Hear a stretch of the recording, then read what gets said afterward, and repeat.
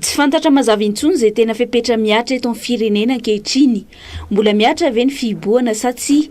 Ny mpitondra indray no lasa manao ny mifanohitra amin'ny fepetra ampanaraina ny vahoaka, hoy ny fanambaran'ny loholona filohan'ny vondrona parlementaire HVM. Mba antanany ianao mba mamory olona hoe dimapolo zany raha tsy samboriny. Fa le olona mametraka an'izany fepetra zany eny no manao manatanteraka ny zavatra, mifanohitra amin'ny zavatra aneren'ny vahoaka e.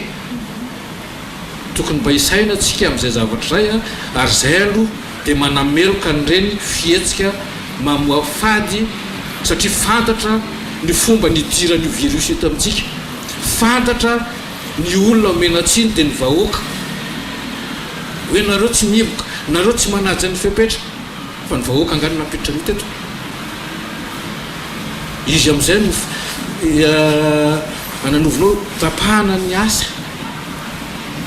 ajanona ny karaman'ny olona, ajanona ny transport en commun, ny bus,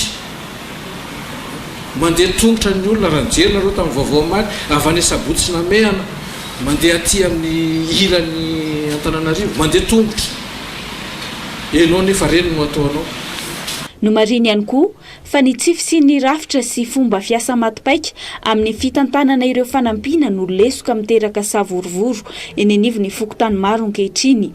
Ireo tompona ndraikitra ny fotony no tena mizaka ny vokatra izany amin'izao fotoana izao.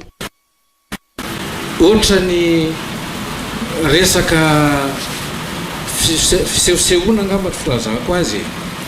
Ohatra ny hoe tamin'ny voalohany raha tadidiko tsara efa nisy any resaka fizarana fanampiana asa natosika izy ireny na zavatra ohatr'izany dia nametrahana rafitra io moa zavatra haitsika io mametraka rafitra isaky ny manao zavatra io. Dia tamin'izay fotoan'izay ny ankilafin'olona maro ataony mpanao politika, ataony société civile efa niteny hoe omeo ny fokotany ny tantanan'io satria reo no mahafantatra ny olona ao aminy.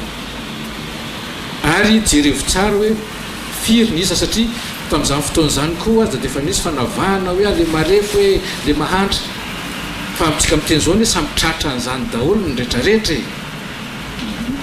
Ny fokotany no mahafantatra hoe zao ny isan'ny mponina ato aminay.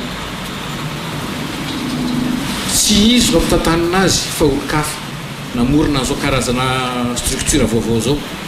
Amin'izao fotoan'izao manjary lehibe ny fokotany nomena tsiny. Nefa tadidiko tsara tamin'ny fotoan'androny fa ny lehibe fokotany nefa niteny hoe zahay any ampanovina lista fa le lista rehefanay tsiny miverina aty aminay. Manamafy ny fitakiana mangarahara ao anatin'ny fitantanana ny ady amin'ny valanaretina ny vondrona parlementaire HVM. Toy izay ihany koa ny famoahana ny tarehimarika amin'ny isan'ny marary sy ny namoeny ainy.